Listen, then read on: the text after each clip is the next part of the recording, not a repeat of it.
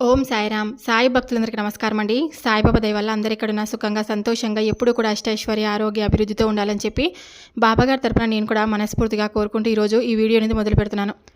ఈరోజు ఈ వీడియోలో సాయి పిలుపు ద్వారా మనకు వచ్చినటువంటి సందేశం ఏంటంటే, చూడగానే నా చేతిలో ఉన్నటువంటి విభూతిని తాకు, తప్పకుండా నువ్వు కోరింది నీ చేతిలో పెడతానని బాబాగారు మనకి ఈరోజు ఒక చక్కటి సందేశం ద్వారా మన ముందుకైతే వచ్చారండి. సందేశాన్ని ఎందుకు అందించాలనుకుంటున్నారు, ఏం చెప్పాలనుకుంటున్నారు, చెప్పినటువంటి సందేశంలో ఎలాంటి అర్థం ఉంది అనేది మనం బాబాగారి మాటల్లోనే తెలుసుకుందాం. వీడియో మొదలుపెట్టే ముందు అందరికీ ఒక చిన్న రిక్వెస్ట్ అండి. ఈ సందేశం కనుక మీ అందరికీ మనస్ఫూర్తిగా నచ్చినట్లయితే తప్పకుండా చూసి వెళ్ళే వాళ్ళందరూ మన వీడియోకి లైక్ చేయండి.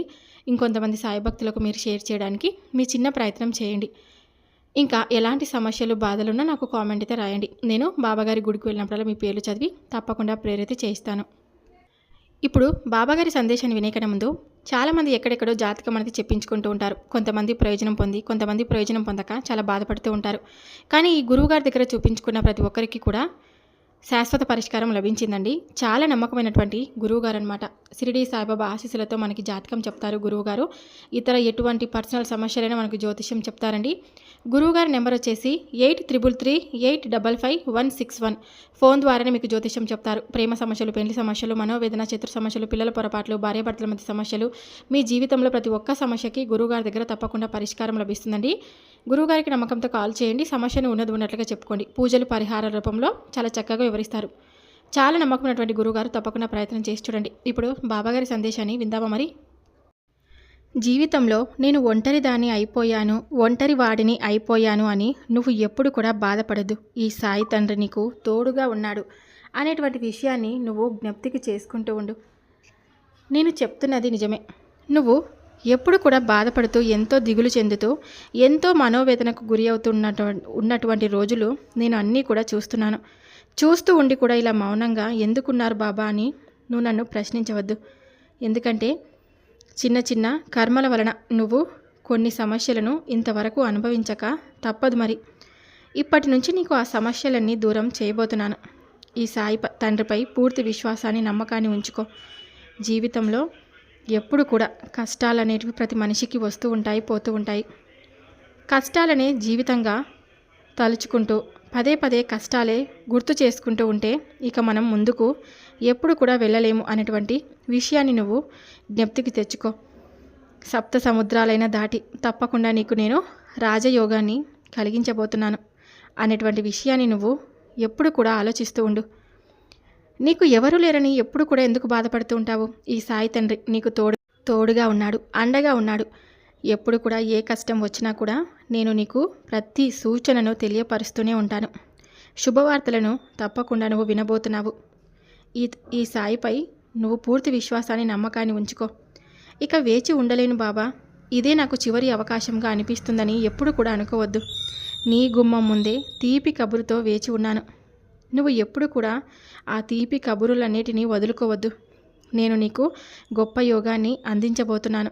చూడమ్మా, పట్టరాని సంతోషాన్ని ఇచ్చే శుభవార్తను ఈరోజు ఈ సాయి నీ దగ్గరకు తీసుకొని రాబోతున్నాడు. ఆలస్యం చేయకుండా నేను చెప్పినటువంటి మాటలన్నీ శ్రద్ధగా ఆలకించు. నువ్వు నా బంగారు బిడ్డవి. నీకు నేను ఒక తండ్రిలా ప్రతి సందేశాన్ని వినిపిస్తూ ఉంటాను. చాలామంది ఎప్పుడు కూడా అనుకుంటూ ఉంటారు కదా, ఎప్పుడు ఇలానే చెప్తూ ఉంటారు, బాబా మాకంటూ మంచి రోజులు ఎప్పుడు వస్తాయి, మేము సంతోషంగా గడిపినటువంటి క్షణాలు కొన్నైనా మేము అనుభవించాలి కదా, అందరికీ మంచి రాతను రాసిపెట్టి ఉంచావు, మాకెందుకు ఇలాంటి రాతను రాసిపెట్టి ఉంచావు, మేము చేసినటువంటి పాపమేమిటి, మాకు ఎప్పుడు కూడా ఈ కష్టాలు తప్పవా అని ఎంతో బాధను అనుభవిస్తూ ఉంటారు. నీ కోసమై అత్యద్భుతమైనటువంటి గొప్ప అదృష్ట యోగాన్ని ఈ సాయి తీసుకొని వచ్చాడు. ఈరోజు ఒక మంచి శుభవార్తను నీకు వినిపించబోతున్నాడు. కష్టంలో అలాగే బాధలో ఉన్నటువంటి నీకు అసలు ఏమాత్రం కూడా అలుపు సొలుపు లేకుండా బాధపడుతూనే ఉన్నటువంటి నీకు ఈ బాబా మంచి మంచి సందేశాల ద్వారా ఆనందాలను, నీ మనసును ఊరట కలిగించే విధంగా ఎన్నో రకాలైనటువంటి సంతోషాలను ఈ బాబా నీకు ప్రతిరోజు కూడా అందిస్తూ ఉంటాడు. ఎప్పుడు కూడా బాధపడుతూ ఉంటే జీవితాన్ని నువ్వు ఎలా గడుపుతావు? సంతోషం వచ్చినా కూడా నువ్వు ఆ సంతోషాన్ని పొందలేవు. బాధలోనే ఉన్నటువంటి నీ జీవితం ఇంకా ఇంకా విచారంగా జీవితాన్ని గడుపుతున్నటువంటి నీకు ఇంకా బాధను కలిగించేటువంటి రాతను ఆ భగవంతుడిచ్చాడని ఎప్పుడు కూడా అనుకోవద్దు. ఎప్పుడు కూడా ఇష్టపడుతూనే ప్రతి ఒక్కరిని జీవితంలో మాత్రం ఎవరి పట్ల నువ్వు సహాయం పొందలేదని బాధపడుతూ ఉన్నావు కదా. అయితే నువ్వు ఎంత కష్టపడినా కూడా నువ్వు చేరుకునేటువంటి స్థానం ఇప్పటి వరకు నీకు ఆ విధమైనటువంటి స్థానం నువ్వు పొందలేదని ఎంతో బాధపడుతూ ఉన్నావు. జీవితంలో ఎంతో విచారంగా ఉన్నావు, ఎంతో బాధపడుతూ దిగులు చెందుతూ ఉన్నావు. గమ్యం రావడం లేదని ఆలస్యం జరుగుతూ ఉండడం వల్ల నీకు చాలా నిరాశ పడుతూ ఉన్నావు. ఎప్పుడు నువ్వు భయపడుతున్నా కూడా నువ్వు ఎక్కడ దేని గురించి అయితే అంటే నీ జీవితం పట్ల ఆశగా ఉన్నావో అది నీకు పొందడం లేదని చెప్పి, నా కష్టానికి తగినటువంటి ప్రతిఫలాన్ని ఇవ్వండి బాబా, నా స్థానాన్ని మరెవరో తీసుకుంటున్నారని, నా స్థానం నాకే కావాలని చెయ్యి అని, నా కష్టానికి తగినటువంటి మొదటి ఫలితం నాకే ఇవ్వమని నా దగ్గర ఎప్పుడు కూడా మొరపెట్టుకుంటూ ఉంటున్నావు కదా. అయితే విను, నువ్వేం వెనక్కి వెళ్ళిపోవడం లేదు. అలాగే నువ్వు ముందుకు రావడానికి కొద్దిగా సమయం పడుతుందంతే. ఆ సమయం వరకు వేచి ఉండలేవా? ఒకసారి ఆలోచించు.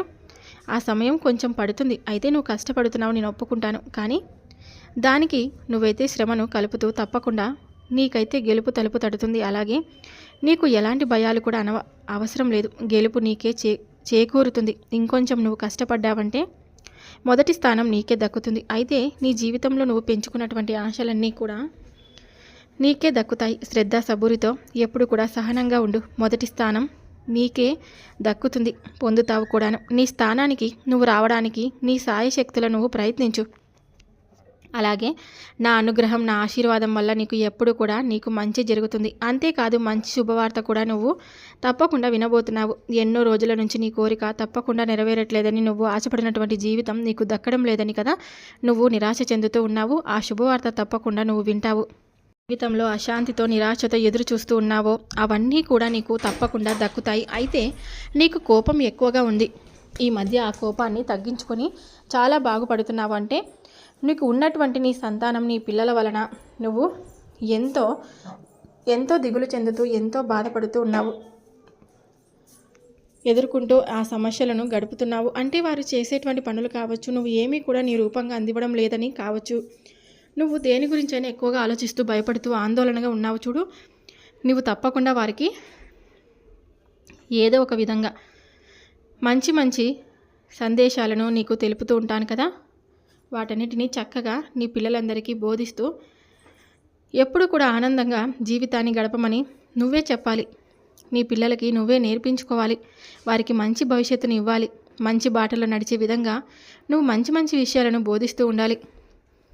నువ్వే ఇలా నిరాశగా, దుఃఖంతో ఉంటే ఎప్పుడు కూడా నీ పిల్లలు అలానే భయపడుతూ ఆందోళనగా ఉంటారు. ఒకటంటే నీ రకంగా వారికి ఏదో ఒకటి అందించే తీరుతావు. కుటుంబ సభ్యులతో సంతోషంగా గడిపేటువంటి రోజును నేను తీసుకొని వస్తాను కదా.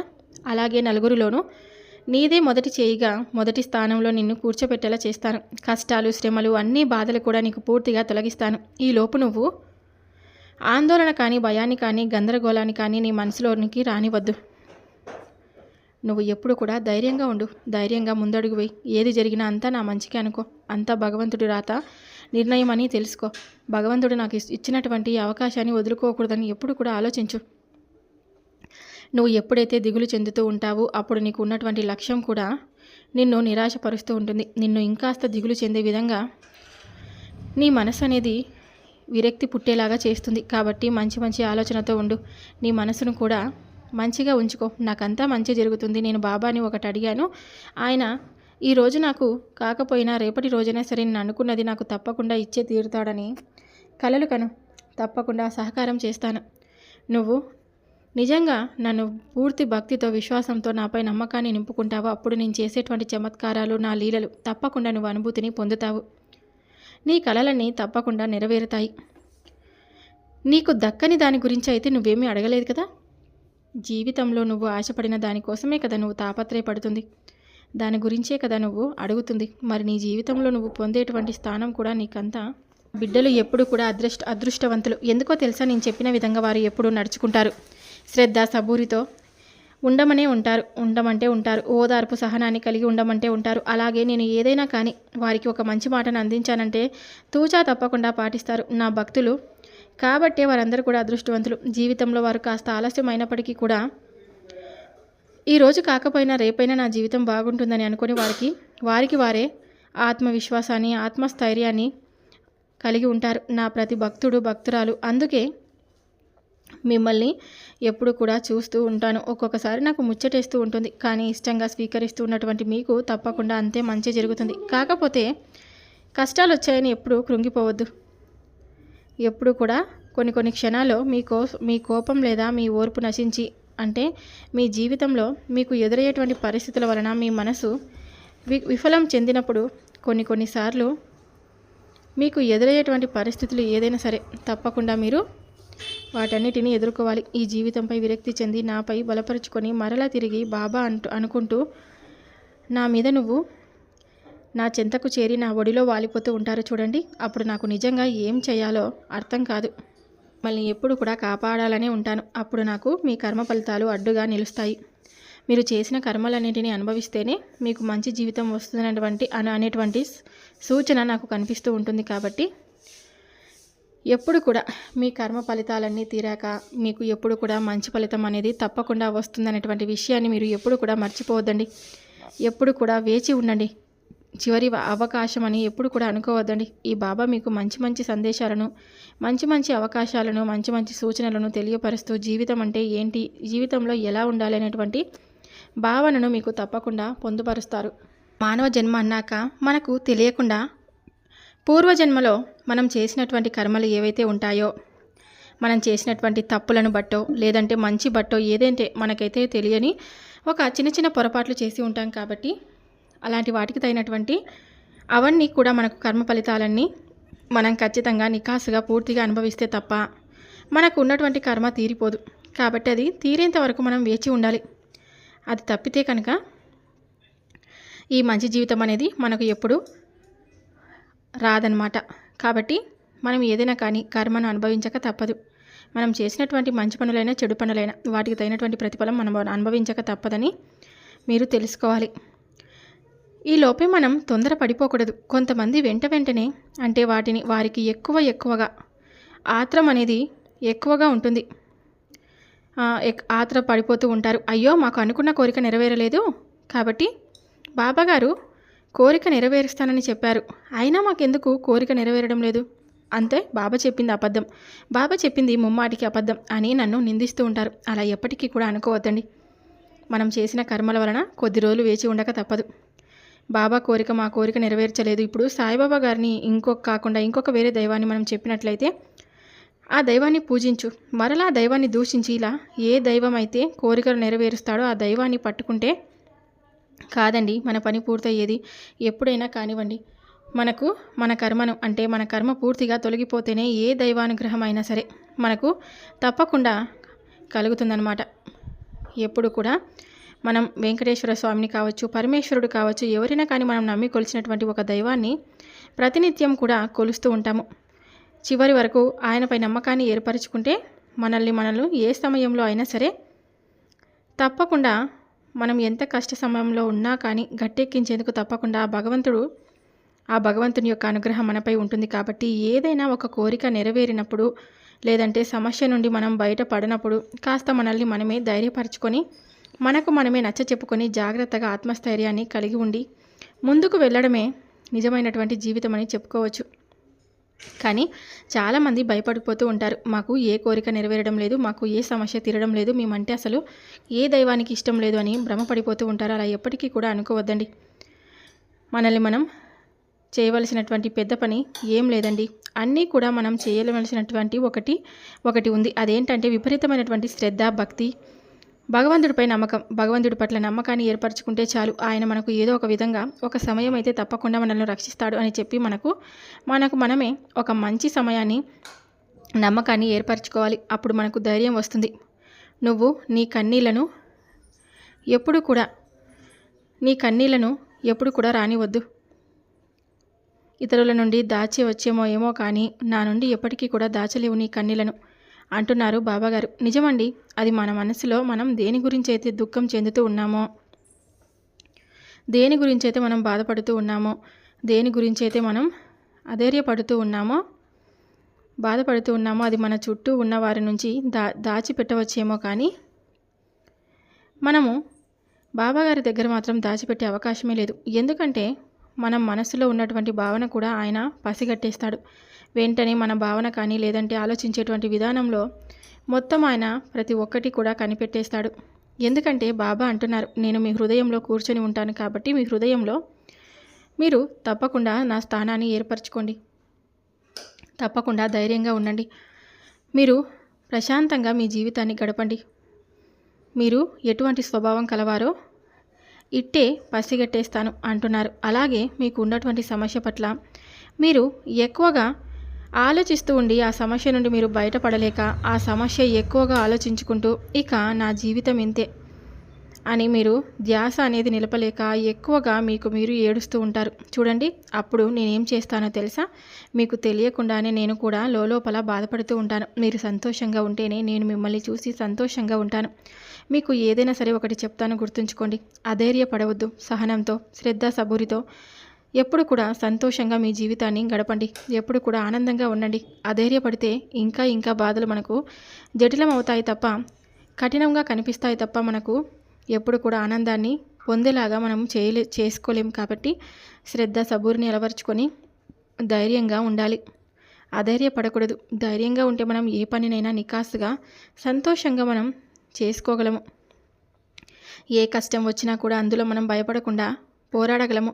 కష్టాన్ని చూసి ఎప్పుడైతే మనం భయపడతామో ఆ కష్టం మనకి ఇంకా జటిలంగా కనిపిస్తుంది. ఇంకా బాధ పెడుతూ ఇంకా పెద్ద పెనుభూతంలా కనిపిస్తుంది. ఇంకా ఇంకా కుమిలిపోయేలాగా చేస్తుంది. ఆ సమస్య నుండి మీరు ఆలోచించకూడదు. ఆ సమస్యను మీరు దృష్టిలో ఉంచుకోకూడదు. అలాగే సమస్య పట్ల మీరు అధైర్యం అనేది రాకుండా చేసుకోవాలి. ధైర్యంగానే భావనతోనే మంచి మాటలను మీకు చెప్తూ ఉంటాను. కాబట్టి నా బిడ్డ, నీ బాధ నేను చూడలేకపోతున్నాను. నువ్వు ఏడుస్తూ ఉంటే నేను కూడా లోపల ఏడుస్తూ ఉంటాను. నీ కన్నీళ్లను ఎప్పుడు కూడా తుడిచాలని నేను ప్రయత్నిస్తూ ఉంటాను. నువ్వు దేని గురించి అయితే ఆలోచిస్తూ ఉంటున్నావో దాని మీద దృష్టిని సారించాలని అనుకుంటున్నావో ఆ పని పట్లని మాత్రమే దృష్టిని సాధించు.